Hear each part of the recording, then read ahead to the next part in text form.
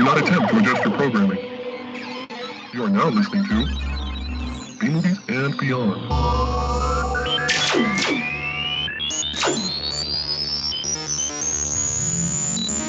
Pew pew. Pew There you go. pew. Pew pew. Pew pew pew pew. Pew pew pew. Really expressively. Molly puke. Pew, pew. I heard some. I pew-pewed.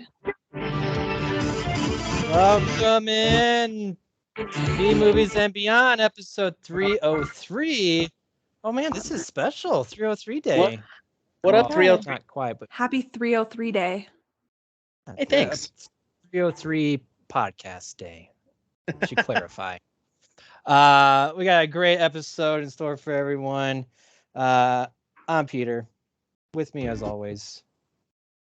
The guy who messes with the board every time it tells me not to. That is your job. That's your part as co-host. Mhm. I do best to make sure Peter has to edit. I still don't. So good try, Ryan. I tried. We are joined by a very, very special guest. First time on the show. We just recently did her show. Did That Age Well, talking about Gremlins, which hopefully everyone checked that out. That was a blast. But we have Molly Smith with us. Hey got guys. There you go. Thank you so much, everybody. A large audience. I stole that from the Golden Globes. From the 3 people who were there. And then the host. Why you pouring me? I'm right. Welcome, Molly. Thanks for joining us too. And as we were talking before, we had a great time talking about Gremlins. It was good to relive that movie, and that's something that Peter and I always just like to go back. And I'm glad your podcast has Did That Age Well, because that's a great question with a lot of these movies we watch. And if you haven't had a chance, go check it out. Yeah, you got to Well- find out the answer. Yeah. The answer, yeah. And you got to Are you find going out. to sleep tonight without knowing the answer? You're going to get a Yeah, lot right. of Fat downloads. chance. As long as we- I'm not dipped in water or eating fried chicken after midnight, I'm good. hmm But Follow the this. question is, like, how soon after midnight can you start doing that again? That's kind of the big question with the rules. Listeners, if you've listened to our episode, this is an inside joke.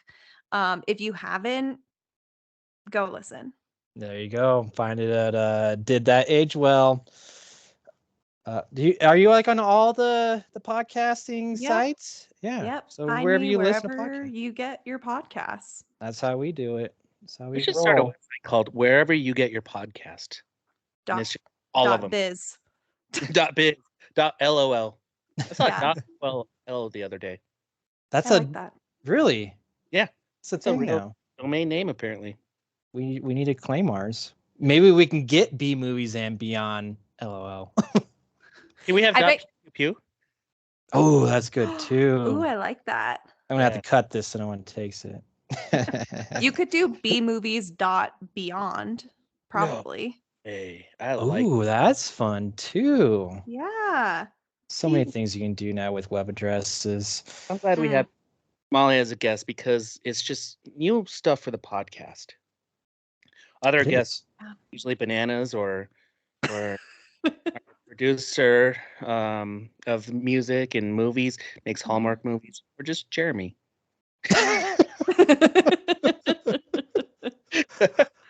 It's just always a good time to get together and chat about movies. So Yes. We had our episode 300, and you had a very special episode 100. Sure did. Sweet. Yeah. yeah, we're With both you guys. celebrating. That was the 100th episode. Pew. Pew pew, you guys.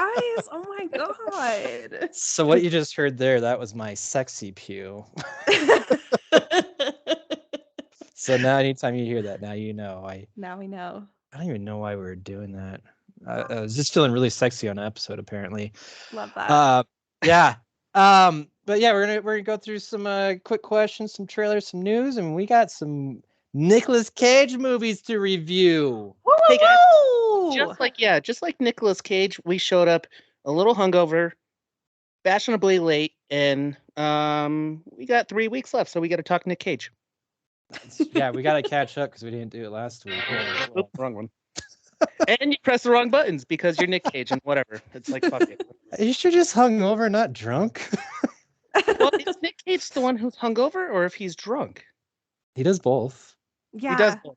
One does lead to the other. Mm-hmm. Have you ever heard the amazing stories about Nick Cage, like just hanging out in Las Vegas hotels, just wasted off his mind, Molly? I have heard these stories, yes.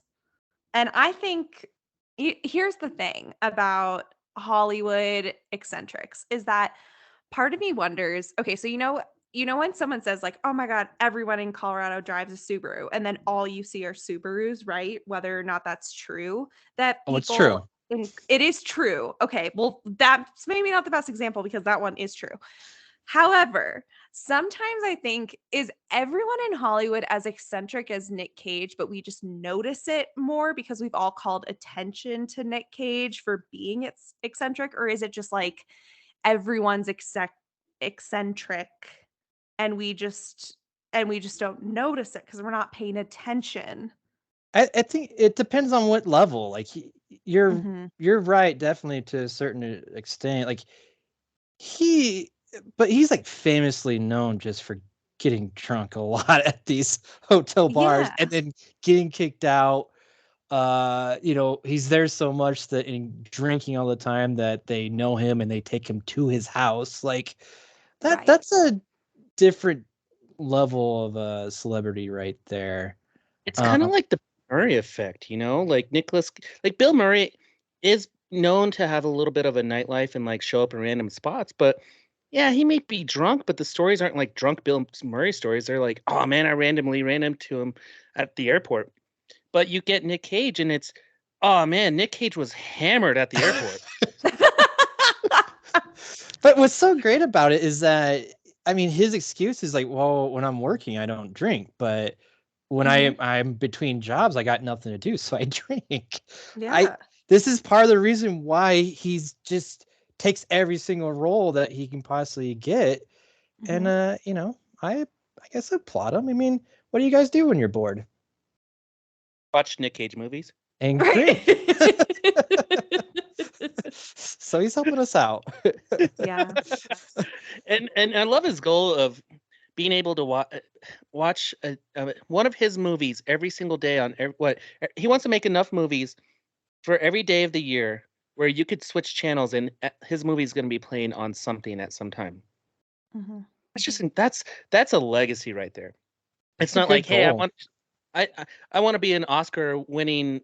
Oh, he is Oscar. He's done that. He is yeah, Oscar winning. Anyway, here's our quick question.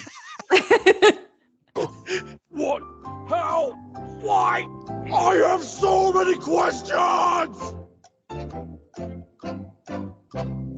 Okay, so speaking of Nick Cage making whatever movie he wants, I think Peter and I have talked about this in passing at some point, but think of a movie, any movie, and replace a character with Nick Cage. Who would you have him replace in that movie? I got it. I'll go. You got the answer? It's not this Jeopardy. just what? It's not Jeopardy. No. What is The Mask? I want him to take over the lead of The Mask. I think that would be an interesting. I mean, Jim Carrey, I think he nailed it. It was a great movie where he just got to get as crazy as he wanted to. But I want to see Nicolas Cage's take on that. I want to see how crazy he can go in that role. So that's my pick. I think that'd be really interesting to see as a film, him putting on this green mask and just acting crazy, because I think his idea of what's funny and what's wacky is a lot different from everyone else. And I want to see that. That interests me greatly. So that's my pick. Very good pick. And I could see it. Like, if you watch his movies that he's made where he has gone absolutely batshit crazy, You could just CGI a mask on him, and it would be the mask. Yeah, but can you imagine though him actually like the director's telling him to do these crazy things? Like, what would he come up with? Like I can only imagine. Like it'd just be the roles where he's not supposed to act crazy. He comes up with that craziness. So when he's actually supposed to act crazy, I have no idea where he would go. Yeah, sky's the limit, really. Mhm. So, Wow, Molly? that's a good. Yeah. Okay, so this I feel in my heart, I feel in my gut, I feel in my soul that Nick Cage should have played Johnny Depp's role in Pirates of the Caribbean. I want you to imagine I want you to imagine I am. him turning around. You see Captain Jack Sparrow, he turns around and then it's Nick Cage. I just with that look that he has on right behind Ryan, yes. that face. It takes that movie and it makes it like it's a movie that I think needs some more crazy. And because it is crazy already, Captain Jack Sparrow is crazy. And I just think that Nick Cage would have been, but I'm just going to go ahead and say that anything that Johnny Depp has done, that Nick Cage probably would have done it better and it would have been more fun and it would have been more entertaining. But yeah, definitely. Because I think Jack Sparrow is such a kooky guy and people like him because he's kooky. And I think that Nick Cage could be like in on the joke, you know?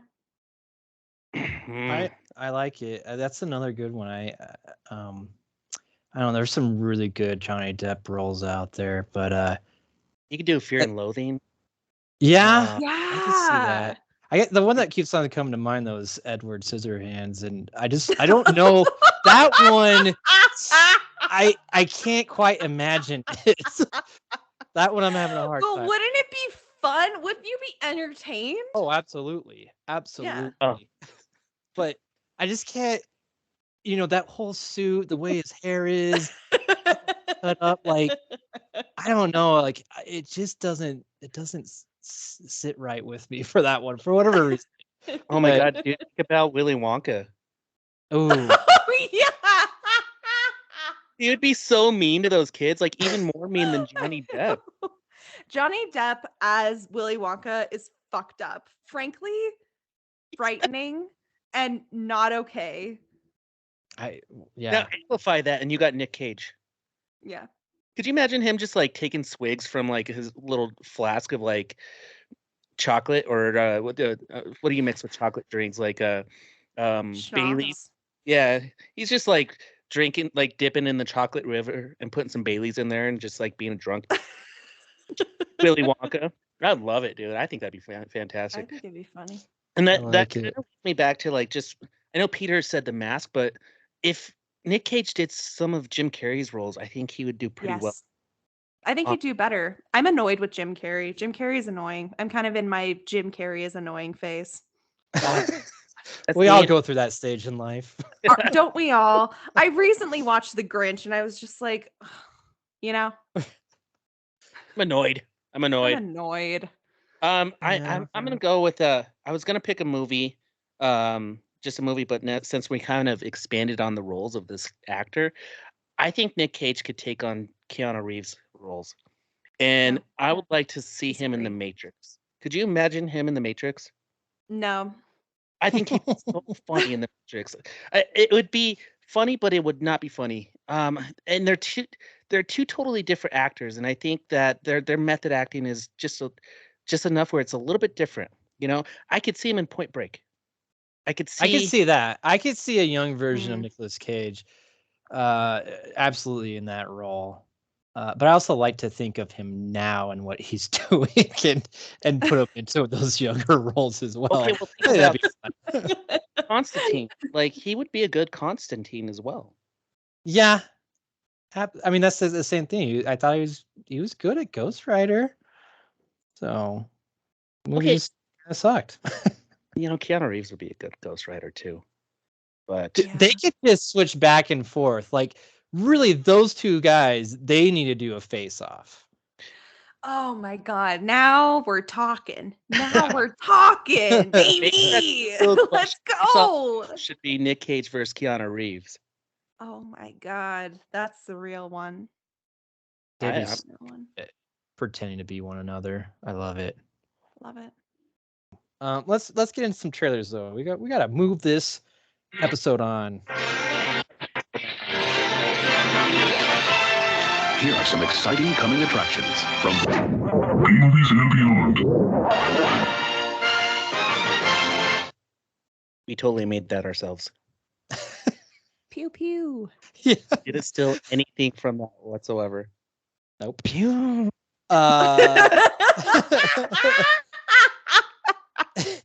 It is Nicolas Cage month, and of course, we have to have a new trailer for Nicolas Cage, which it's a fantastic one. I love this. Me too. It's Renfield with Nicholas Holtz and Nicolas Cage as Dracula. I like Nicholas Holtz as someone who's dead. Like the first time I ever saw him, he was in Warm Bodies. Yeah, you got tricked into watching that. I got tricked into watching that. There's a story behind that, Molly. Oh, a trick. And I was with my girlfriend, and she was like, "Hey, you want to go see a movie about zombies?" I was like, "Yes." And then midway through the movie, I looked at her and said, "It's a fucking love story, isn't it?" Love and zombies. I left her. Wow. When was that? When did that come out? 2013-ish. Okay. Yeah. Yeah. I was like, it took a whole half an hour or half the movie for him to realize what was going on. It might change. There might be a good twist here. Yeah. The twist was I was tricked. Yeah. Yeah, that was the real twist. That was the real twist. Yeah. But yeah, Renfield looks awesome. I'm excited. I love how they built the tension the entire time. Like, we all know that we're waiting for that one shot of Nick Cage as Dracula hovering over everyone with his goofy, crazy looking face. And it was perfect. I screamed when I saw him, with joy, with excitement, with fear. I think it's going to be awesome. Yeah, I can't wait. I mean, I love most of the trailer. Nicholas Holt is at one of those group meetings for like abusive relationships, basically. Probably.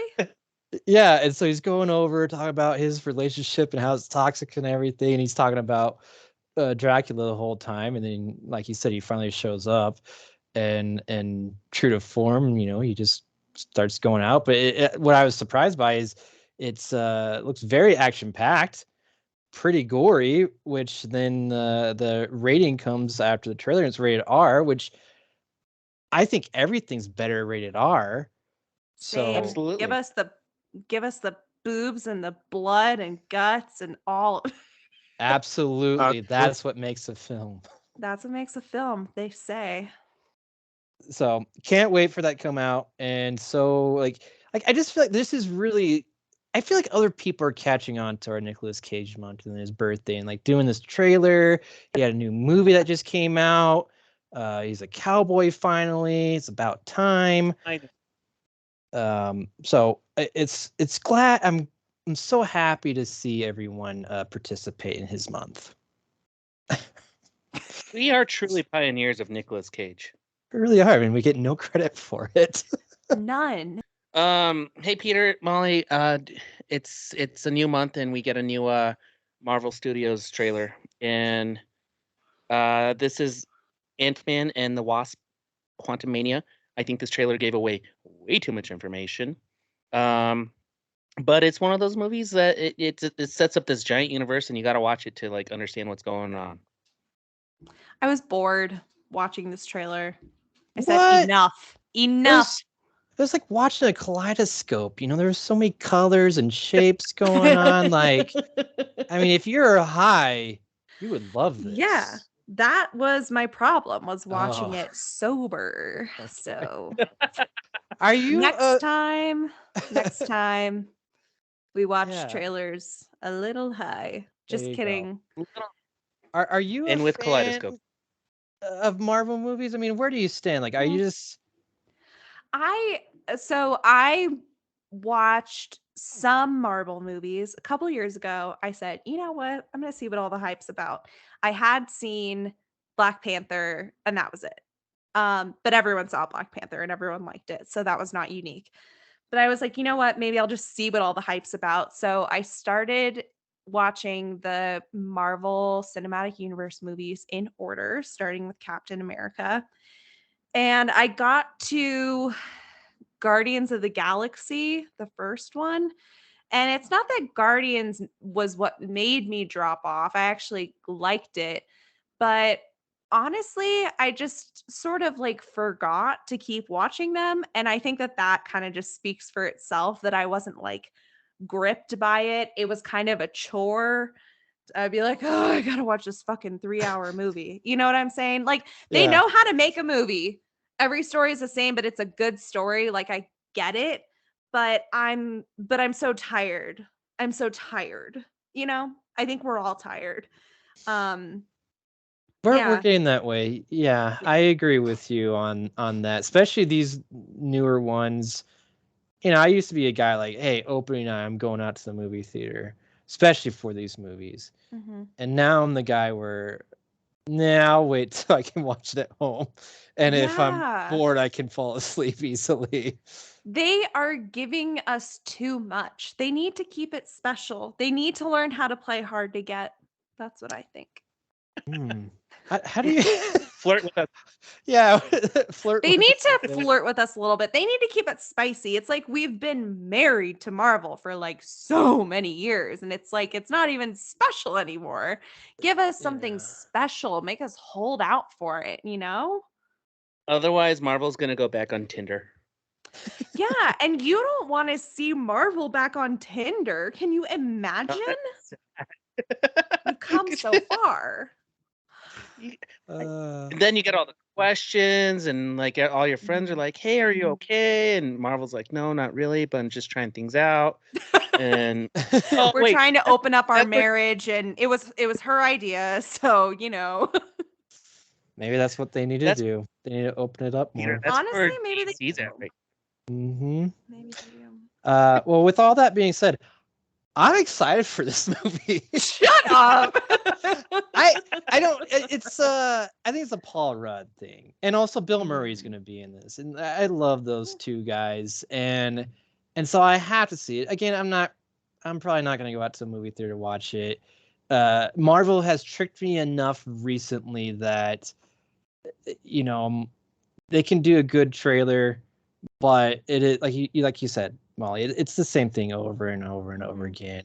And these new movies, there's something missing. Like I don't. They've really taken a step back with the most recent ones, and this could be easily that. So I'm gonna save my money. I'm gonna wait till it comes out on Disney Plus. I'm already paying for that.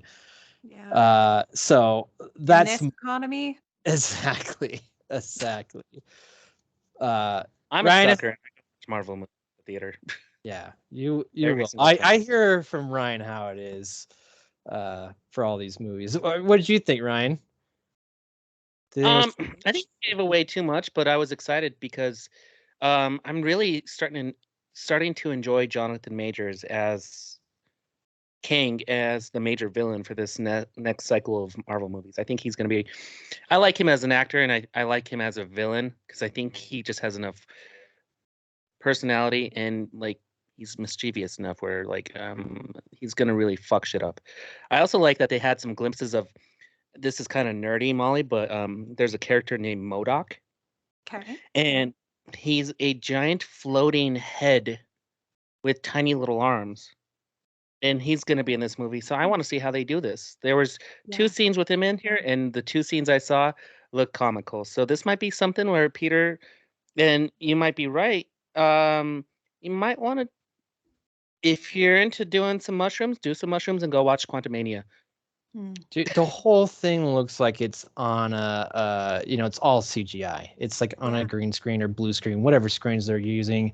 Now, nothing looked practical. Like No. That Not was at all. yeah, that was the only thing that I was like, I don't. It's a little much, but Mhm. uh, between again Paul Rudd, he's just so he just has that it factor, and he just has that Mhm. charm, which that's all I need. As long as he's doing his thing and being funny, I'll be captivated. Yeah. Have all the CGI in the world, it'll be fine. So It'll be fine, I think, is the perfect way to summarize that. It'll be yeah, fine. it'll be fine. It'll make its Yeah. money. We all know that. It's just We a know gimmick. that. Until they stop making money, we're gonna have Yeah. so many of these, which I can't even think how Marvel has what 4 movies coming out this year, and like DC has like 10. They're- Yeah. it is getting a little bit too much. I need some. He's in the tender zone is what they're doing. Like they're the ones back on the dating scene. We need to watch out for them. Watch out. Absolutely, yeah. Like he agrees with himself with the soundboard. Seems like we don't even need to be here, Peter. Nope. I really don't. All right. Why don't you All right, move all us right. forward? Well, that was our trailers. Good set of trailers over there, and we are on to my favorite segment.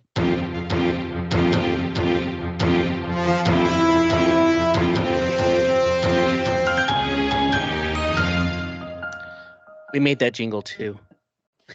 We did.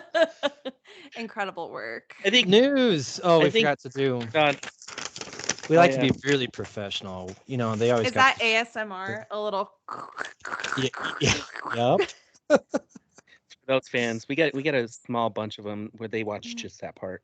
You see it peak on YouTube. Is that what they do? All that. Hey, I watch a lot of those videos. Don't mess around. I'm not. Listen, I'm not making fun. I'm not making fun. So the news isn't necessarily my edition this time, which I'm glad. I love it. So we're gonna start with this one. Nicolas Cage is not down to join Star Wars. I'm a Trekkie, man. Molly, what'd you gather from this? Because you sent this to me, and it was like, yeah, no, that makes sense. I mean, he doesn't fit in the Star Wars world, Right. but Why?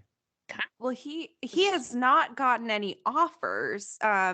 It's not as though he has said, "Oh, I got this offer," and I said no, but he just wanted everyone to know that he has formed his loyalties. He has chosen his side.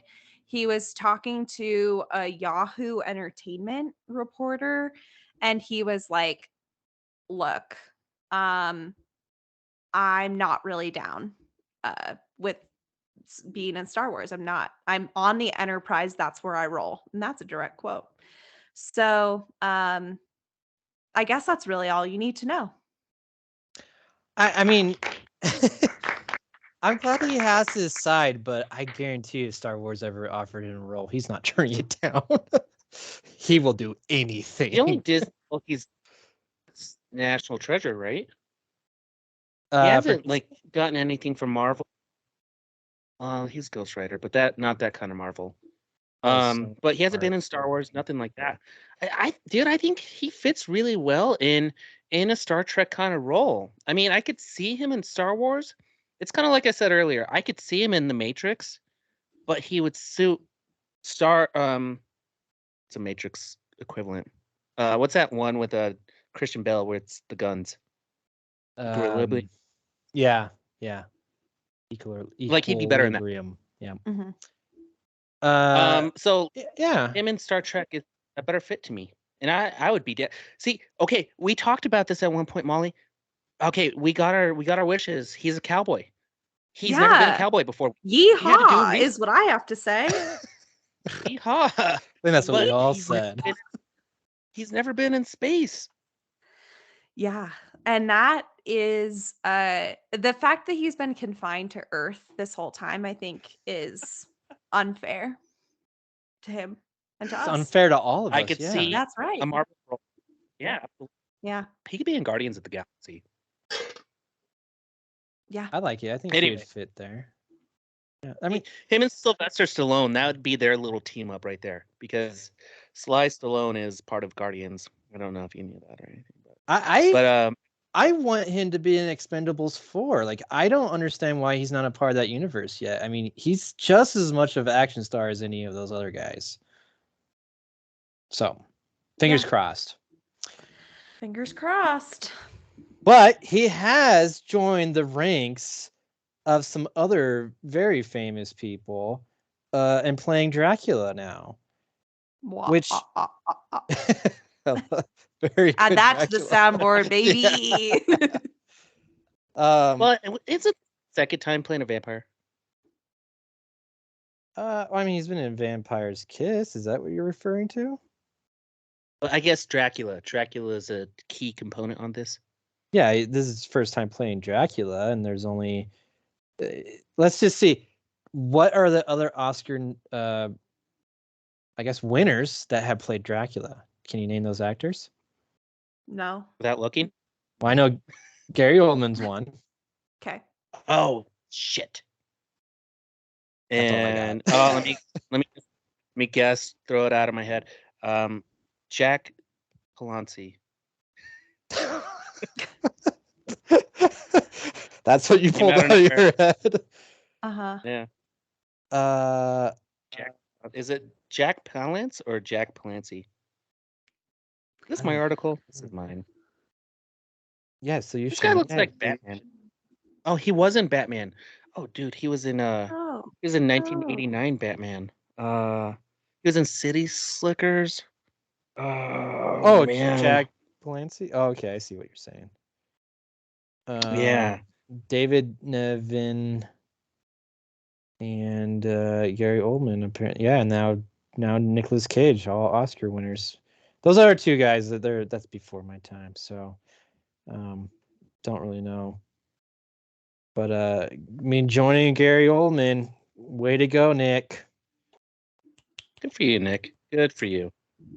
Good for Oh, me. do you want the clapping? Very nice. All right, Peter. Nicolas Cage says Face Off sequel involves Castor Troy and Sean Archer's kids all grown up. Were their kids shown? Oh, their kids were shown, weren't they? Well, definitely Archer's kids. And Castor, the kid was super young, right? Yeah, he had a little boy. Yeah. So I just this is such a weird. I don't know where they're gonna go with this movie, and it's supposed to be like a direct sequel.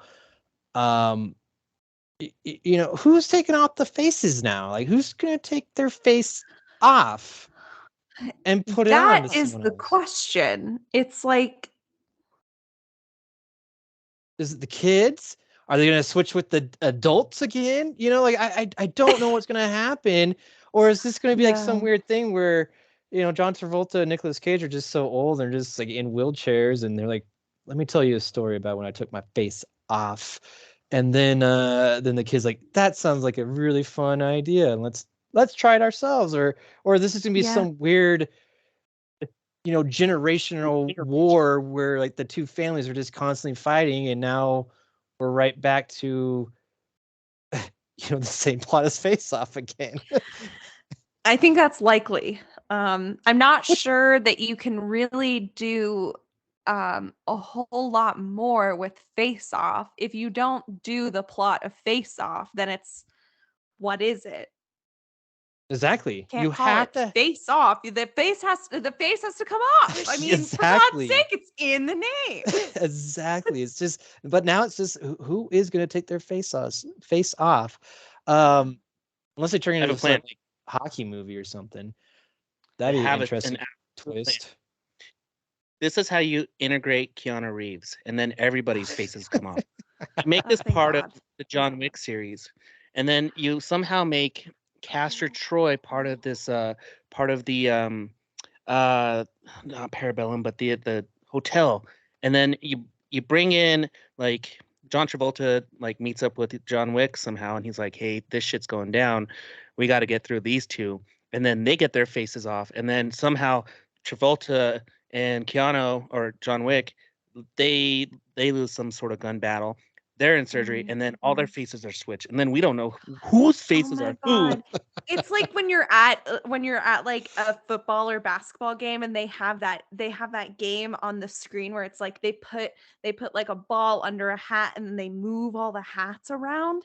It's like that, but it's faces. And kids' faces, and John Travolta, Nick Cage, and Keanu Reeves, maybe Lawrence Fishburne. Oh wait, with no, not him. Those three and their kids, and we find, I don't know how it ends, but just the buildup would just be fantastic. I just hope, like you said, I hope they all take their faces off. I feel like there's gonna be at some point some doctor's gonna be running with all the faces, he's gonna trip, and they all go flying everywhere, and everyone just picks up a face, and they're all mixed up, and they're gonna play other people, and maybe they do that multiple times, so they all get to play one another. A real comedy of errors kind of thing. And then what do you know? We fell again. He has that one, where you can't pick up the hat, right? You just keep on kicking it forward. It's gonna be one of those things with the faces. No matter what, I'm gonna see this because I love Face Off. I love Nicolas Cage, and the fact that he's involved with it, it doesn't matter what he's doing. I'm in. Yeah. So I'm happy for him. Me too. Ryan, what's this last thing that I'm not supposed to open? Well, open it and be surprised, and if you know about it, act surprised. Do I have like a drum roll? Oh, this is Ghostbusters. So they're going to begin filming in March. So here's the thing. This Ghostbusters Afterlife sequel, it's supposed to come out this year, like around December, right? 100%, dude. So that's my question. It's starting filming in March? Yeah, what? And this is a movie that has probably a lot of visual effects. Like, I don't know how this is possible. And I better not get my hopes up. If I get my heart broken, ugh. He's Molly, been burned before. There's one thing that Peter dislikes as much as he likes. He hates time travel, but loves Ghostbusters. Yeah. And I find that fascinating. Why? There's no time travel. Well, it's just that, like, I don't know. I guess Ghostbusters, like, I don't really get the rules. I know you're a rules guy, and that's part of why the time travel thing is frustrating to you. I don't really get the rules of Ghostbusters, but if I'm being honest, I don't really get Ghostbusters. I don't really get that. Not like I can't understand it cognitively, but I don't really like understand why it's so cool. Sorry. Why isn't it so cool? I don't really get it. Why do people like it so much? I don't know. Sorry. How'd you feel when the female version came out? I thought it was entertaining. So is there did you get that one? Was it cool? Did you get it? Yeah. I watched it and I felt like, oh, that was fun and entertaining, but I am not going to see it again. Yeah, that's how I think most of the public either felt that way or strongly wanted to tear that thing to pieces. Yeah. I didn't think it was that bad, and I've actually tried to watch it recently, but I clicked on the other Ghostbusters, and I was pleasantly surprised with that one, and I enjoyed it. But you have the same title, like things get confusing, and so you need to like say, at least like Ghostbusters F or something for female. Ghostbusters with the girls. Girl Ghostbusters. Girl Busters. Like, have a pink, Ghostbusters symbol. You gotta do something. You can't do that anymore, Peter. Oh, you can't. Well, just distinguish which film it is. That's all. You have the same title. It gets confusing. Never mind. Okay. I just feel You're digging a hole. So Ghostbusters, the original, that was something like I grew up with, and I'm sure that's probably why I think it's so cool. And I think that's what they're capitalizing with these new films is all these old Right. guys now are growing up, and now they're bringing their kids to go see these movies, stuff that we loved as a kid. Mhm. And Yeah, now those kids have money. Mhm. Money. So Yep. I think that's the whole thing. As far as it being cool or not, I mean, that's just up to you. You got to decide that, and clearly you made your decision. But Clearly, that's up to me and God, and I've Yes. made that decision. I would happily, though, maybe we need another podcast where we can just debate this. I would love that. Oh, that kid from Stranger Things is going to be in it. He was. Did you see Ghost? No, you wouldn't have seen No. Ghostbusters Afterlife. No. I mean, like, I say it as if it's some like niche, like who saw that? But You might Who like it. Ghostbusters? You might actually like the Ghostbusters Afterlife because now it's following. There's a female lead, like as a child. Which I don't know. That's also another thing. Like I know a lot of people were like, they just can't relate to like when kids are like the leads and they don't like that. So if you're what, against as that, if they weren't ever kids? Like you've never been a kid? Yeah. For some reason, it was like, nah, I'm past that stage. I don't want to be watching. I some wasn't kids. fighting Vecna when I was 8 years old, or trying to entrap him in little boxes and driving my grandparents' old beat up Cadillac. Good point, Ryan. Good point. Yeah, good But point. so yes, she is now the new nerdy Oh. like main Ghostbuster and is figuring out everything with the kid from Stranger Things. That's her Well. brother, and now it's like this whole new generation of like kids mixed in with like the originals. So you might Well. think it's cooler now. Girls in STEM, what can I say? Pretty cool. And yeah, there's I a don't know. kid Maybe I'll named go see it. Podcast in it. He's hilarious. Love Oh that. yeah, And What's Paul his- Rudd. And Paul Rudd, who, as we know, makes any movie charming. He does. Mhm, mhm. Even Yes. Clueless. I hope I sold this, but we should probably move on.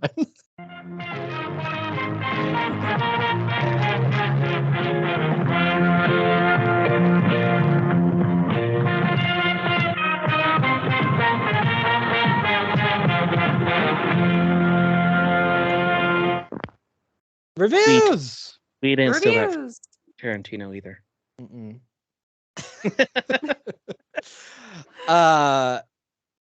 Molly, do you want to go first? You're our special guest. I mean, Oh my God, it would be an honor. all I'd love right. to. I'm excited because I love this movie. Oh my gosh, me too. Thank you for the applause. Thank you so much. Okay, so I just get the floor to talk about how much I like this movie, right? Yeah. Mhm. That's what I get to do. Great. Okay, so Raising Arizona is the movie that I'm going to be talking about right now. Raising Arizona, this movie has it all. It's got mystery, it's got crime, it's got a love story, it's got comedy. You'll laugh, you'll cry. It's like even within the comedy genre, it's got it all. It's a dark comedy, it's satire, it's a romantic comedy, it's slapstick, it's smart, it's a buddy comedy, but it's also kind of got this weird line between like fantasy and realism. And it's just yeah, find yourself a movie that can do it all. Like I think it's got my favorite Coen brothers trope, which is an unlikely weird little hero, played by Nick Cage as HI or High, who is a man who does not get along very well with the law, and Ed, played by Holly Hunter, of course, who is an ex-cop who falls in love with him, and they steal a baby. I mean, what more could you ask for? The baby, of course, Nathan Arizona Jr. He's a quintuplet. The parents of the quintuplets say they've got their hands full. And Holly Hunter's character, Ed, is like, well, they've got their hands full. Let's do something about that.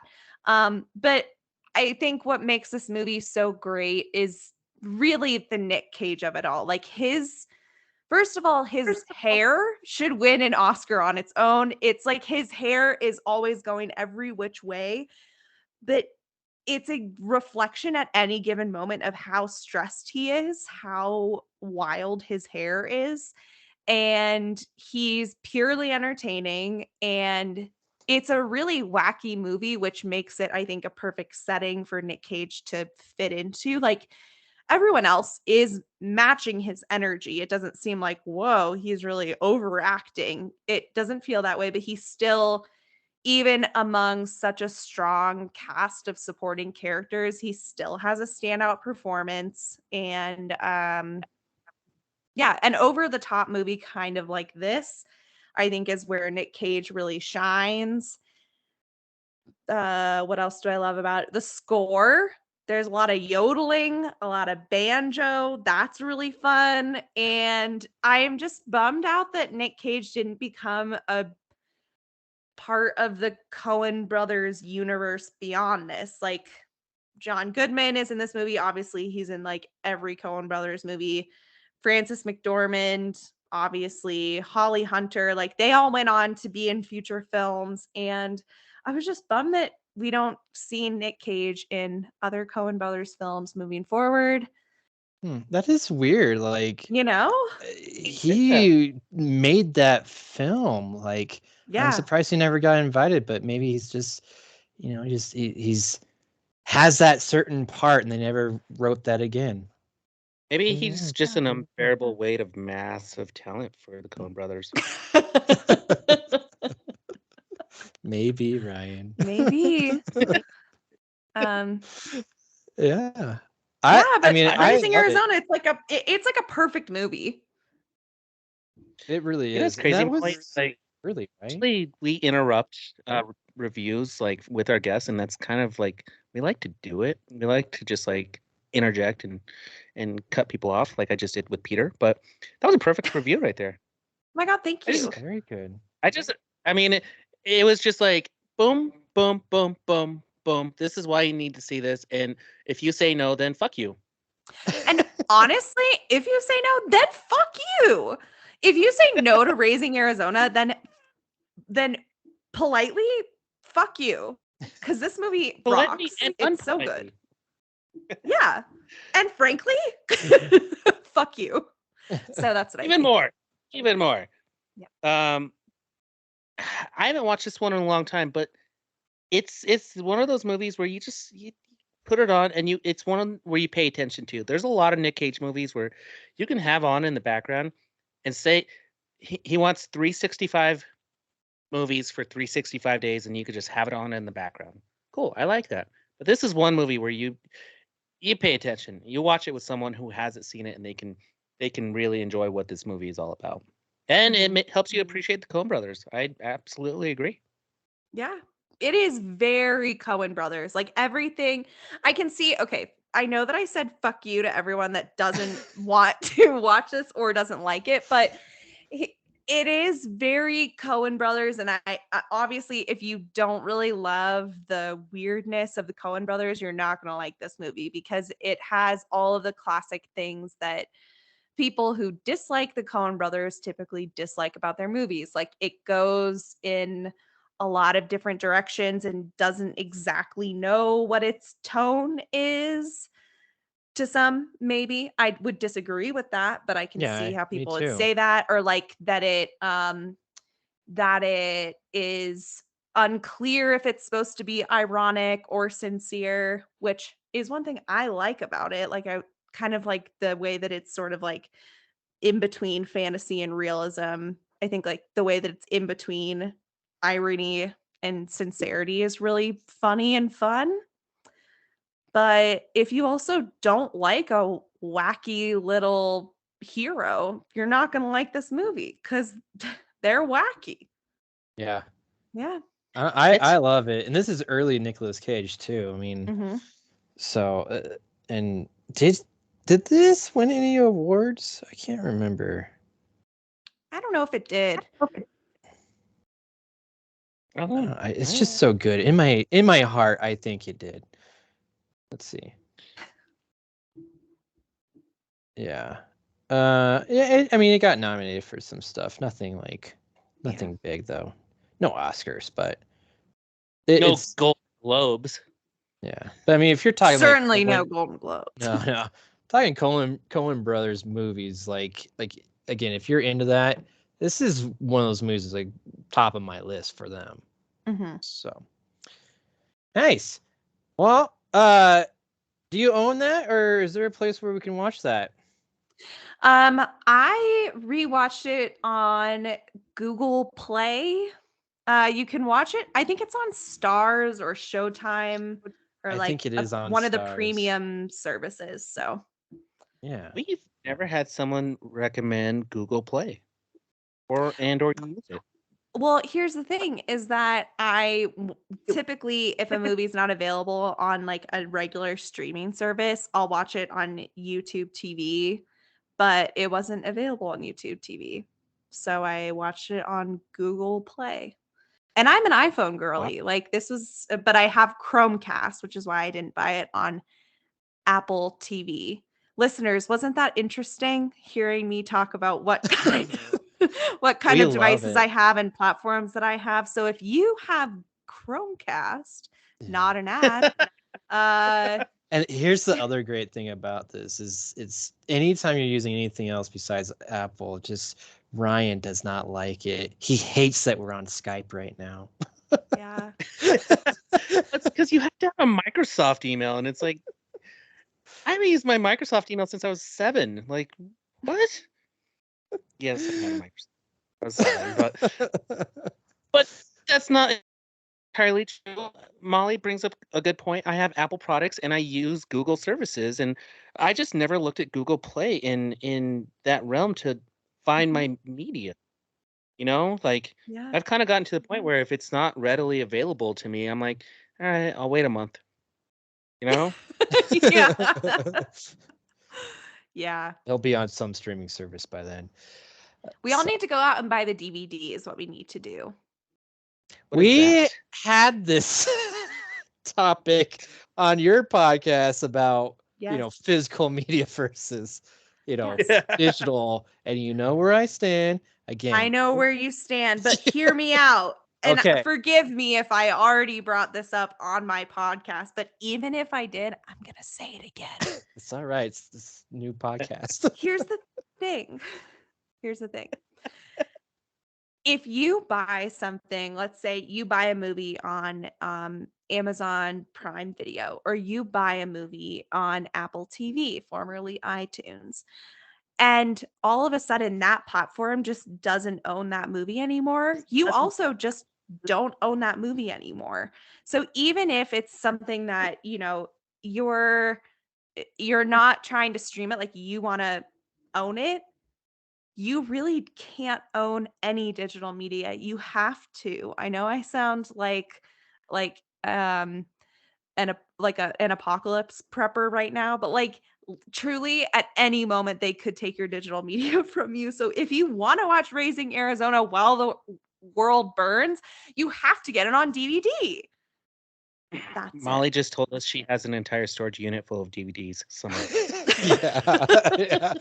Just I waiting have for one that one Yeah. single shelf on my bookshelf of like some DVDs. Sure. Also, just let us know that you don't have Raising Arizona on DVD, though. I Yes. know. And that's a problem. And that's why I'm saying call to action. We all need to get it. Oh man, I haven't bought a DVD or Blu-ray in forever. Blu-ray. Oh my God. Blu-ray. Yeah, what came after Wow. DVD? Whoa. Oh, Blu-ray VHS. wanted to be a thing. Blu-ray tried so hard. Blu-ray is a pick-me girl. Blu-ray wanted to be the new thing so bad. And it's like, girl, just like let it go, And it had to add in DVDs with the purchase. So I know. And then like that weird awkward phase where it had the DVD, the Blu-ray, and the digital code for your iTunes. Yeah. yes. the weird thing. I like how you just Weird. totally like, nah, screw Blu-ray, but DVD's where it's at. I would love if you went back to laser disc. Laser disc. My old Xbox 360. Uh-huh. All right. Ryan, you want to go next? Yeah, dude. Okay. I was gonna put this in a text because I was deciding between two different Nick Cage movies. And I went with Mandy. Now you've watched Mandy before, right? If you're referring to me, yes.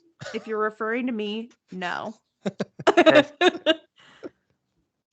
You know how we were talking about watching movies in kaleidoscopes on mushrooms and whatnot? Yes. I feel like Mandy was one big LSD trip, but not in a good way. It had a good story. However, I think the entire movie was overshadowed by the cinematography and the visuals of what it is. Like they really emphasize their colors in each one of these schemes. So like when you first meet Nick Cage and his girlfriend Mandy, and you start to understand who they are, like the color scheme is, if I remember, it was a little bit more purplish and a little bit. You saw more of their actual skin tones and whatnot. And then as the movie it progresses, it becomes a little bit more red and or dark, and you see it just gets more red, and you see less and less the characters. And that's the one thing watching this late at night, you're like, man, dude, like my entire setup is filled with this color, and that's what I was really focused on. Plot of it, basically, Nick Were Cage you is a high? drunk. No, I wasn't. I was contemplating if I should have been or not, because like visually, like it would have been awesome to see, but based off the story, and if you followed it, it would have been terrible to watch when you were high. Oh. Oh And yeah. why? It's disturbing. It's a Oh, bit because it's just like It's just- scary, disturbing. I don't know how to really go into this movie without spoiling it. It's Nick Cage is a recovering alcoholic. He lives with his girlfriend, and he's enamored by her. He loves her art, and they live just kind of like in a desolate area. And there's a cult that they're kind of fucked up by this LSD, that this biker gang that they're all in the same area. What I gathered from it, and they kidnap his girlfriend Mandy, and the leader of the cult tries to, like, in a way, seduce her with his music, and they're all high on drugs. They're all high on LSD, and she's laughing at him. And see, the thing about this movie is the beginning part, you don't really see Nicolas Cage. You see like the development of the story, but they capture both of them, bring her in the house, and he's captured outside, and like it doesn't go right. And man, Peter, how long is this movie? 2018? Is this good enough to like You can spoil a little spoil bit? it. Hey, you guys, if you All right. haven't seen Because it yet, just skip ahead a minute or two. We get a guest permission. She laughs at the cult leader, and they basically like drug her up to the point where she's unconscious, and they burn her alive in front of Nick Cage. What? Okay, Yep. yeah, I definitely would not want to see that high. That's so scary. And then But they the just colors. yeah, the colors are beautiful. And dude, like the cinematography it's really good. Like the way they show the scenes without them having dialogue, it's like you really get the best of Nick Cage acting in this. Can I Like, I ask, thought- is she unconscious when they burn her alive, or does she like wake up because she's like, oh my God, I'm being burned alive? 100% unconscious. Okay, wow. Like she's a rag doll. My dog is looking at me. Her face is like this. That's what she's doing to me. Mommy, you She's okay? Shocked. Like, She's don't watch shocked and this disturbed. I guess this gets into Nick Cage month, because the rest of the movie is an absolute Nick Cage, John Wick, kill gore fest. Mm. And Mhm. this is where it gets really good, because this goes like this shows the acting chops of Nicolas Cage. He went from this recovering alcoholic to this guy who watched his girlfriend burn to literally finding a bottle of vodka, downing it, and planning to kill everybody who was involved in this. And Yeah, each one of these murders, each one of these scenes is a little bit more epic every single time. And dude, they didn't say much about the biker gang in this movie, but when they showed it, they were the creepiest biker gang I've ever seen in my entire life of movies. Like, Well, Pete, you know what they are, right? no. Like the Four Horsemen. Oh, Yeah. There you go, Ryan.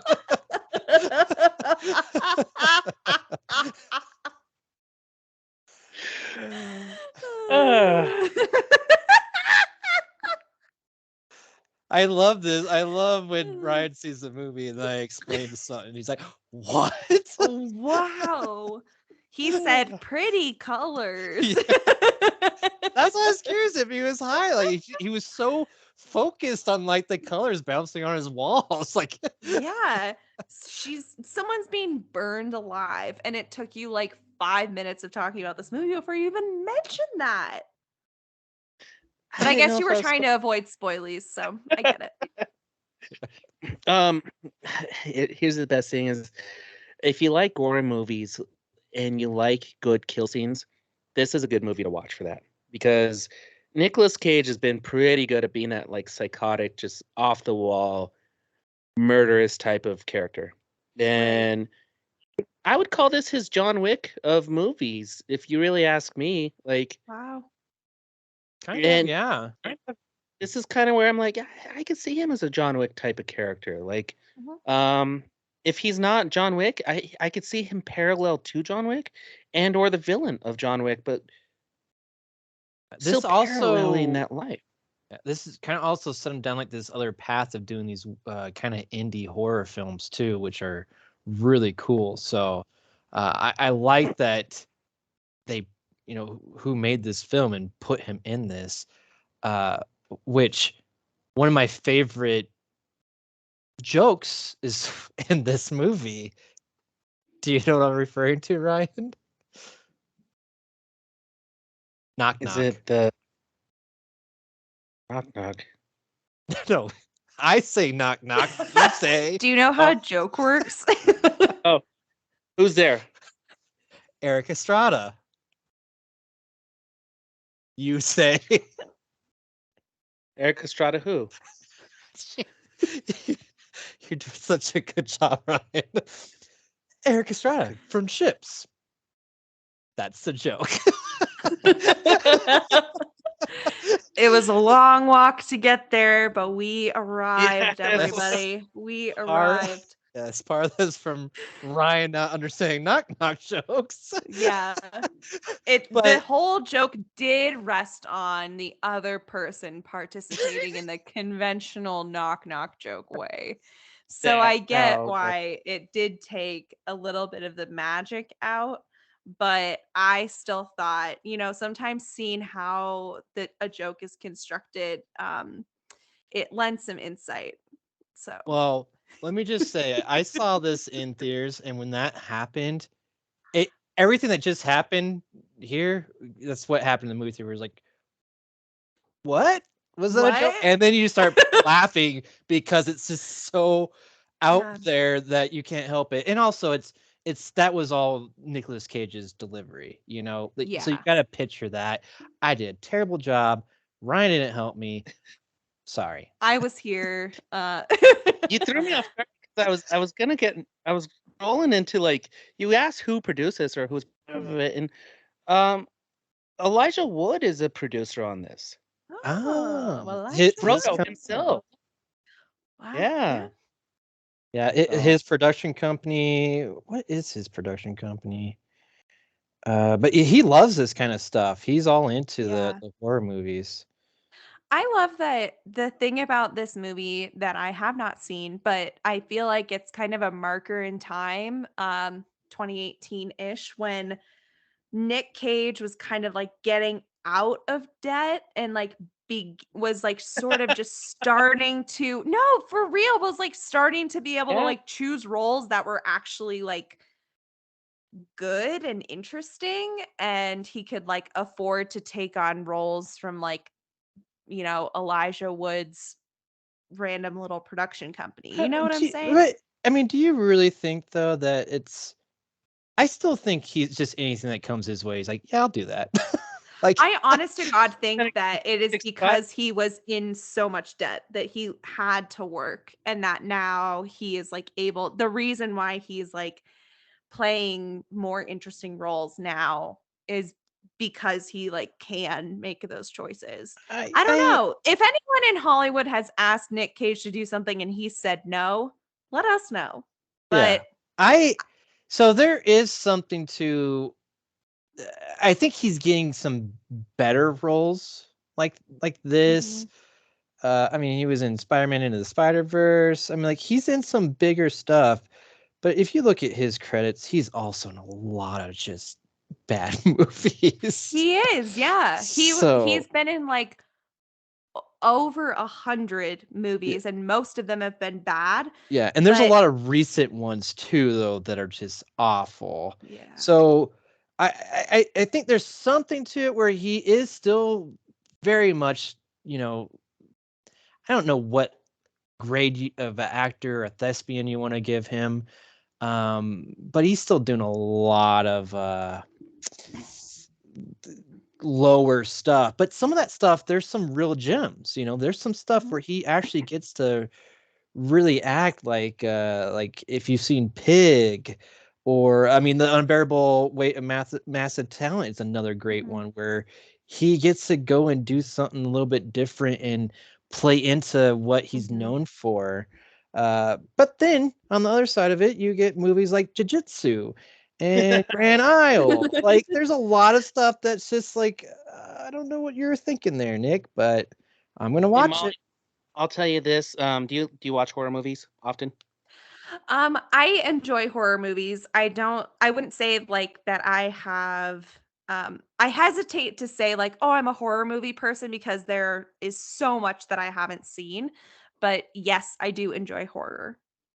This one's a good one to watch.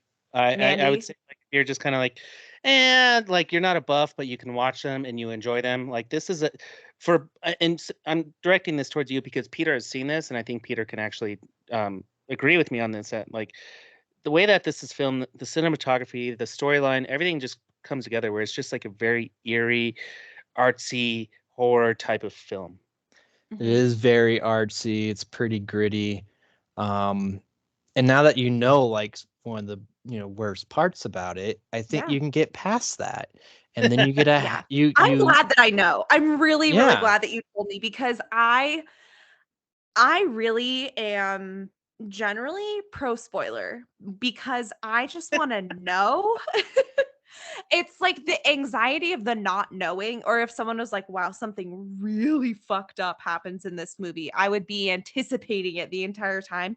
Now that I know, I can go in prepared for what's going to happen, and I'll be ready, and I can cover my eyes a little bit and go like this and peek when I need to. Yeah, I feel ready. There So you go. You're gonna thank you. have to check this out and report back to us. You bet I will report back. Absolutely. Is this on any streaming services, Ryan, currently, or do you have to get this one? How did I find this one? I have it in my Apple TV collection now. Okay. Uh-huh. Looks like it's part of AMC Plus. So again, I mean, everything's on some streaming service. Yeah. So Dude, AMC Plus is actually a pretty good one. Is it? But that we've talked about this, how like there's so many where you should just have cable. Right. Yeah. It's getting to that point. Yeah. So Can all I- right. Yeah. Go ahead. Before before I let you, Peter, the host of the show, do what you came on the show to do, I want to plug this article that I read a couple days ago, this profile in GQ, which actually now I'm going to look it up so that I can specifically recommend. It is called Nicolas Cage Can Explain It All. It's by Gabriella Paella. and I think that's how it's pronounced, is Paiella. Gabriella, if you're listening, sorry. But anyways, it was just a really, really interesting profile, very earnest. It really gave me some good insight into Nick Cage. It's like all the stuff that we kind of already knew, but I think it was a really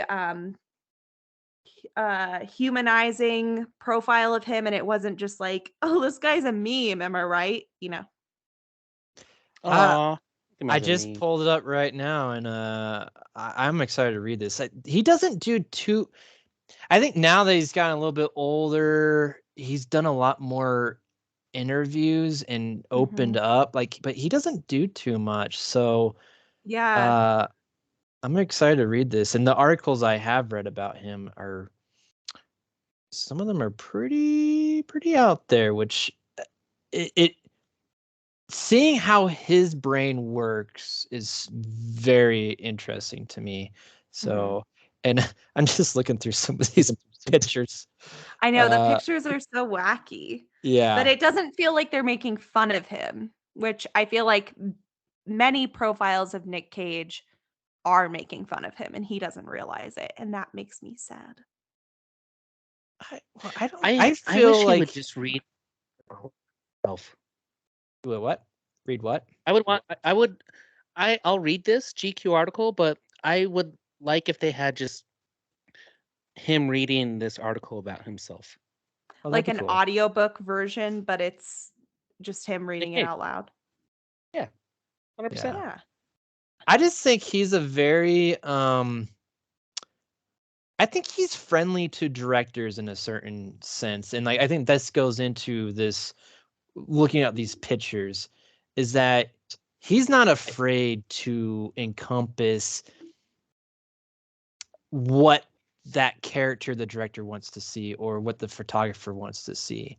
So if you look at some of these pictures, like, oh, that's kind of odd and weird. I think that's because he's okay with that. He wants to be that. He wants to encompass just all these various sides of being human. At least that, from everything that I've ever read on him or watched interviews with him, like that's what I get. And he still is very out there, but I see where it's coming from, and it's why that he's, on my top of the list for actors that I love. And I think there's one, if you haven't seen this. I think it's actually on this. If you're on the website, Molly, I scrolled really far down. There's a Nicolas Cage response to some fan stuff on the internet, YouTube clip. It was hilarious, and seeing how he just responds to different people and how he views, maybe some of his movies or what he's done in the past. Very entertaining, and I love it because he's also not a social media guy or anything. So right. Highly recommend that video. I watched that, I think, like last year. Okay, cool. So wasn't his best like one of the best Reddit Ask Me Anythings was with Nicolas Cage. Just had to throw that up. That might have been it. All right, Peter. He's done a lot of good stuff. What'd you watch?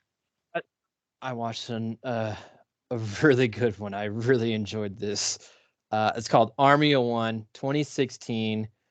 Actually, based on a true story, actually. I feel like you guys might remember this. So this is set in, like early 2000s. So this is right after 9/11.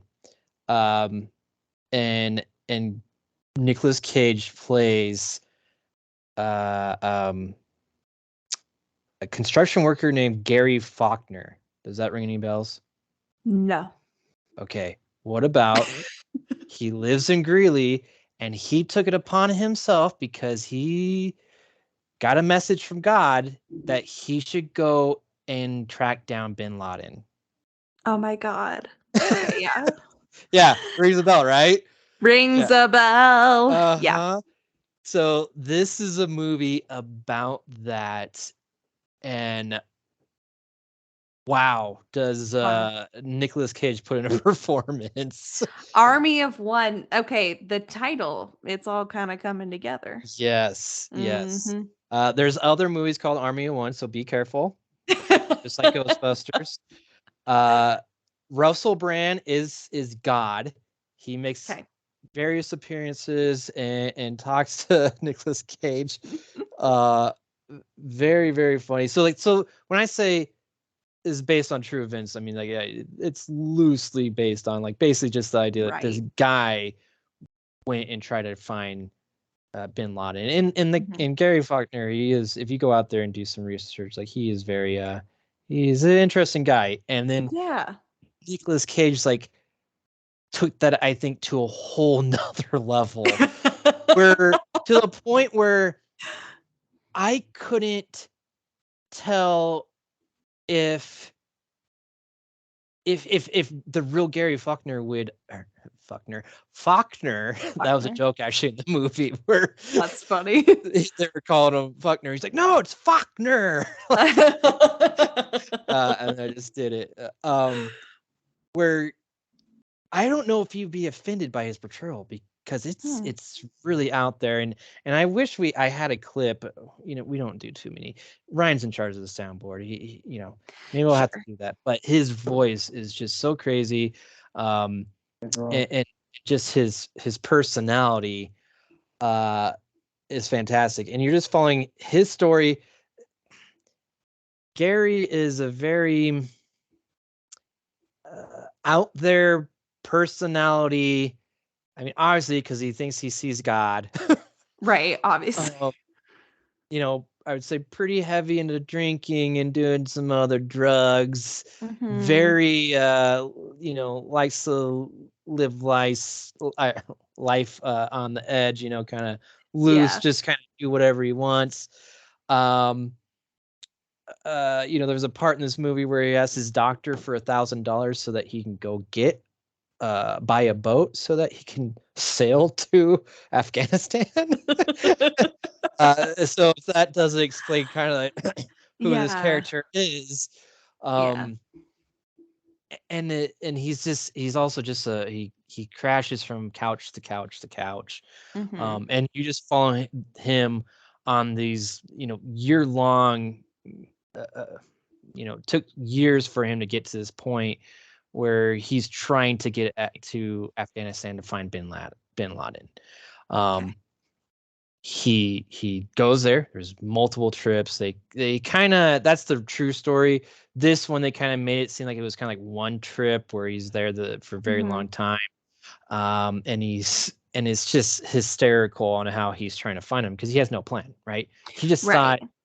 thought he would be there, and he would just, you know, Al Yeah. Qaeda would just find him, and Sure. he would Yeah. find Bin Laden, and then it starts going down this road where it gets more and more unrealistic, where Mhm. it's more of a you know, again, really loosely based on a true Mhm. story. Overall, hilarious. I loved Russell Brand in it. Um, some people that I really enjoyed. Paul Scheer was in this. Will Sasso was in it. Rainn Wilson makes an appearance. The love interest, which I was shocked that he had a love interest, is Wendy McLinden Covey. I'm not really sure, but she's Oh, the she's from mom on the Goldbergs. Yeah, which I think she's fantastic. Very funny. you were saying? What? Sorry, I just jumped right in there. Sorry. Um, She's also, you know, 911, and she's amazing in that series. oh yeah, she is. Oh man, I never put Yeah. that together. But just so off the walls, and the fact that the guy is from Greeley Mhm. resonates even more with us. So it's a perfect time to talk about this movie since we're on episode 303. So Oh, see how you brought that right back home. ha- Really happy home. coincidence. Yeah. uh, I know. There's not much more to say. Like, it is just hysterical. Nicolas Cage gets to do one of those solid performances where he gets to go nuts with this character because nothing's off limits here. Mhm. He gets to be as outrageous as he wants because that's the type of character it is. I mean, he goes to Afghanistan with a samurai sword, because that's his weapon of choice. Right. uh it's so funny, and it's also kind of heartfelt too because he has to make some decisions later on about it. I won't go too deep into that. So highly recommend it. It is currently where did I watch this? I watched it on Hulu, but it's on a streaming one of the extra subscriptions, I think Cinemax. So if you have that, you have to watch this. This is, I would say, one of Nicolas Cage's like more eccentric performances that you need to check out. Wow. Yeah, I remember watching the trailer, and I don't know why I never got around to this movie, and just thinking like this was just so crazy, and it's absolutely worth a watch. It's worth your time. So. Peter, when you mentioned this, this took place in Greeley, Colorado. This leads me to a couple other scenarios in northern Colorado because they're a little crazy. But Nick Cage would be awesome as the guy who built his own bulldozer and went around the town in Granby, Marvin Heenmeyer. And I think Nick Cage would be awesome as Richard Heen, the father of the balloon boy. I where was just going to say he would have been perfect as Balloon Boy's dad. Oh my gosh, Oh that my would be God. like the best Northern Colorado trilogy of some sort of Nick Mm. Cage just portraying these wackos. Yeah. From Colorado. I love it. Yeah. Let's I grew start up writing in- the scripts. I grew up in Fort Collins and I was in junior high or high school. I think I was in high school when Balloon Boy happened, what the day of the Balloon Boy.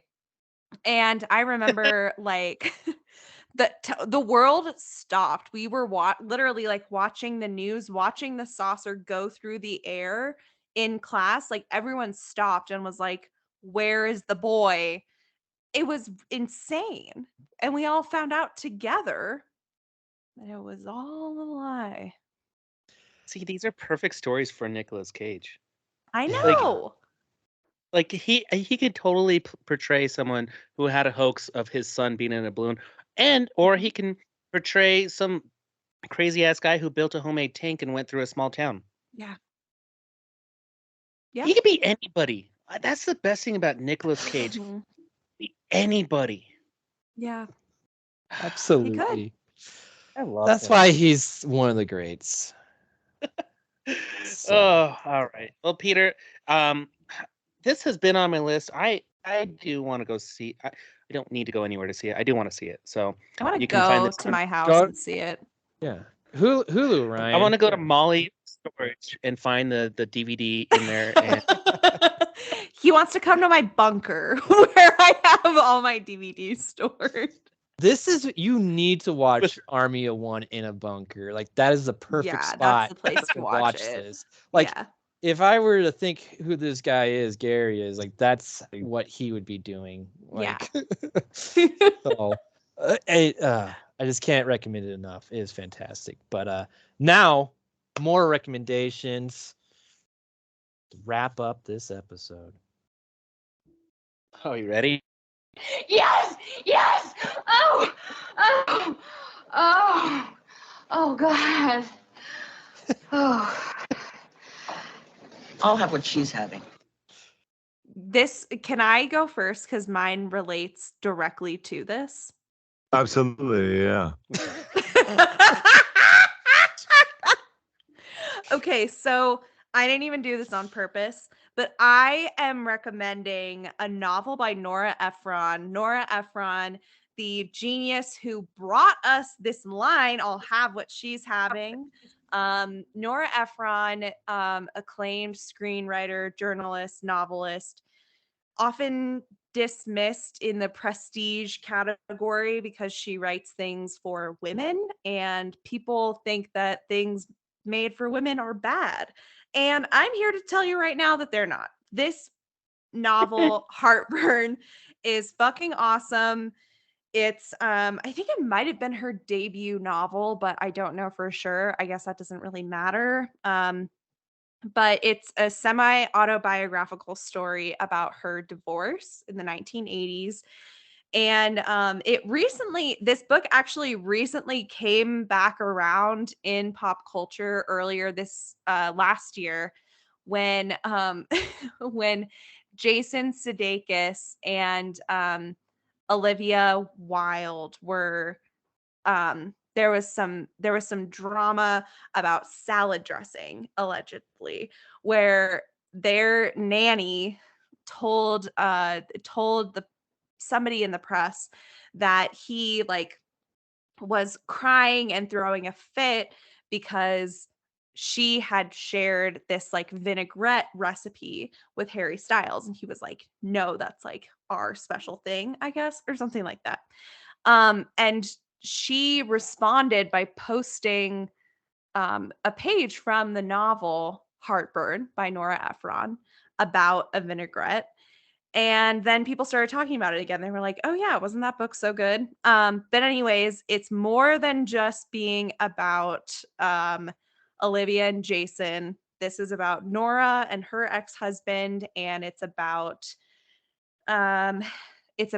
friendship, it's about work, it's got a lot of funny beats. The voice and the comedic timing is fantastic. Just can't recommend it enough. Read Heartburn by Nora Ephron. Did I miss? Did you say this is fiction? Yeah, well, it's semi-autobiographical, so it Okay. is a fictional depiction of what actually happened. But yes, she wrote When Harry Met Sally, and for that, she will live on forever. That's all. Absolutely. Every episode of B Movies and Beyond, she's back. Yeah, nice. We've anybody associate their recommendation to the recommendation clip. Wow. So no one has come in here and just said, I recommend Meg Ryan, or I recommend not now sex. No, that one's been done before. Yeah, I think I'm pretty sure that that's probably been done before. Yeah. Wow. I like it. Didn't. Yeah, that's awesome. When Harry Met Sally was such a good movie, and Rob Reiner, his mom, and I mean, love it. That's why it's our clip. I'm not even ashamed to press the button anymore. I press it on the radio. Anyway, I like it. So, all right, I'm gonna go next. Because mine kind of goes into with my movie review. I recommend it's this weird docu series called Paul T. Goldman, and this is, I mean, again, another true story, which you're kind of curious about how much is actually true as it goes on, but another very out there personality who is Paul T. Goldman, and his whole story is that he goes on a dating website, finds the girl of his dreams, so he thinks. Turns out, she's just kind of scamming him for his money, and then he starts digging into, getting a divorce and digging into what she's actually up to, and part of this marriage, there's a, oh man, what do they call it? It's like a partial marriage, a part-time marriage is what they called it. So he would only have his wife for like 3 days out of the week. The other days she was off doing something else. And he starts to go into and starts to maybe find evidence that might point one way or another way. You're not really too sure, but it's produced by Seth Rogen, Goldberg as well. So very interesting, and what it's the documentary is, him telling his story. Also, he wrote a screenplay for his whole story, and it's them making his movie or doing the scenes from his screenplay. Meta. Yes, and Cool. he's the main actor of it. Whoa. And he's not an actor or a screenwriter. And there's Very odd. Yes, there's also a book out there that he wrote, and also, by the way, oh man, I don't want to give it. There's just so much, like, so many little lies that they call him out on, and how he plays it off is just so interesting. And it's 4 episodes long. I blitzed through it over the weekend. It's on Peacock. I again highly recommend it, just like Army of One. So I had my 2 things that I watched this weekend were based on very very out there people, and there's just something about that just you can't turn your eyes away from it because it's just so weird. So Paul Nick T. Cage should Goldman. play him in a movie. He should have Yes. cast Nick Cage Yeah. to play him. Oh, I I'm forgot. You Nick want to Cage. talk about meta? This was fantastic. In Army of One, there's a part where Nicolas Cage is playing Gary Faulkner, and he's at the bar saying, "They should make a movie about me. You know who would be great at playing Whoa. me? Nicolas Cage." Okay. That's weird. It's weird, but that's Yeah. kind of fun. It was great. I loved it. Yeah. End of scene. And I've been watching this series called Succession. Has anybody watched this one? Okay, Ryan, when you wrote this down, I thought, are they pandering to the guest? Because this is my favorite show on television that has ever been on television. Whoa. Really? And Wow. yeah, dead ass. I never shut up about it. So I was told a while by my radio co-host Tony to watch this, and just play it out. And of course, you got to get past the first 4 episodes. Everybody says, and I'm like, all right, I hate series where you got to chew through them. So I've been watching. I'm right around that point, so I'm going to finish up episode 4. But why I'm watching this is because in relevant news right now in WWE, in wrestling, this is real life happening with the McMahon family. And this is something that has been gone on for a long time within like this empire that Vince McMahon has been building for a long time. I used to watch, and I still watch wrestling as I think it's an awesome storyline. I think it's funny, and I used to watch it as a kid. But you've always followed this whole like back and forth of like him taking it from his dad dying, and building this empire and screwing everybody over, and then this row of kids who are just pouncing on, getting ready to take over. And what's happening right now is he'd left, had some allegations, came back, and is basically getting ready to sell the entire company for to the Saudi Arabia government. And everything right now is like, hey, this is exactly how like Succession is playing. You need to watch this series. Logan Roy would absolutely sell Waystar Royco to the Saudi Arabian government before giving it to one of his children. Like, Yeah. he absolutely would. Oh my God, Ryan, I'm so excited for you. I feel really jealous of anyone who's watching Succession for the first time. So I'm like, oh, I wish I was watching it for the first time. I will have to watch this for the first time. This is on HBO Max, right? Sure. Yeah. Yeah. You bet.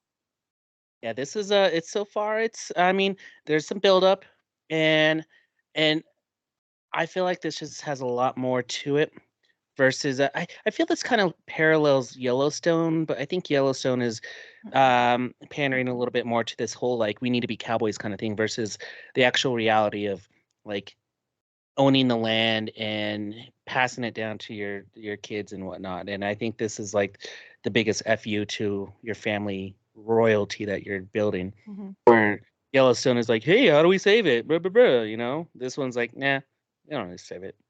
Like, this is garbage. Why do these people care so much?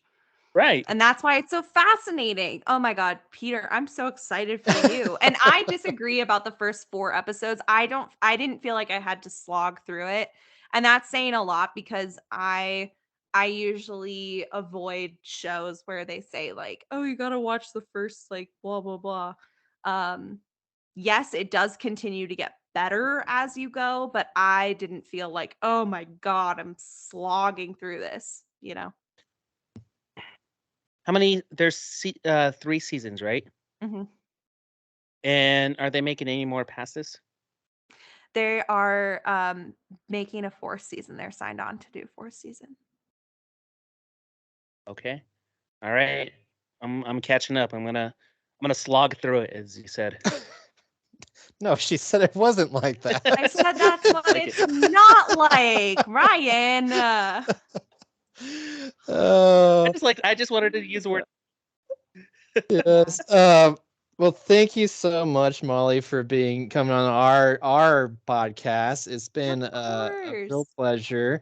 How would you like to promote yourself? Well, I would like to just say I'm really cool and smart and fun. And I like it. It's good promoting. I would love listener, viewer, if you are a person who likes movies, or even if you're just kind of like, I guess I like movies. If you love movies, if you like them, if you hate them, we talk about them on my podcast called Did That Age Well, available wherever podcasts are found. And you can find us on social media at Did That Age Well. And you can find me at Molly Bird Smith, BIRD, like the bird, Smith. Where's the bird from? Excellent question. Also, wait, before I answer this question, we all know that Nick Cage has a crow that talks, right? What? This is new to me. All right, you'll read more about it in the article. Okay. So I do not have a bird that talks, but it's from a childhood nickname, Molly Bird, because I was always just kind of chirping around like a little bird. So it kind of just stuck. So Molly Bird stuck, and yeah. So Molly Bird Smith has kind of been my little nickname forever. That's where you can find me on all platforms at Molly Bird Smith. But more important than that, listen to my show. Listen to our 100th episode with Ryan and Peter on Gremlins, and listen to all the rest of them too. Absolutely. I've been listening to them, and I really enjoy them. Oh yeah. I'm so glad, Peter. I like revisiting these movies, and I do this. I don't know if you ever listen to your own shows, but I tend to I have comments and I'm just yelling it at my radio. So, but yeah, I would love to be back. We would love to be back. Yeah, I would love to have you back anytime. Gremlins too. And many more after that. That's right. Thank you. Yeah. Girlbusters.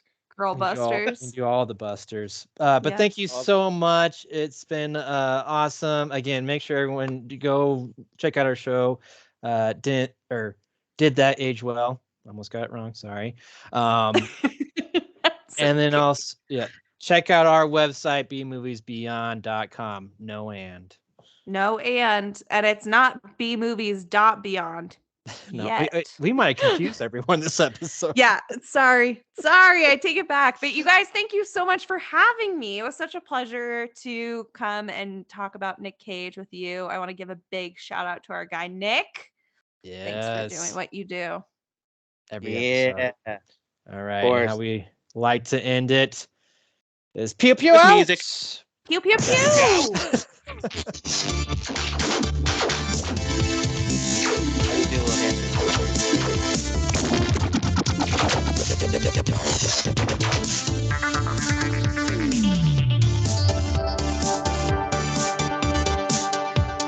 Be sure to visit bmoviesbeyond.com.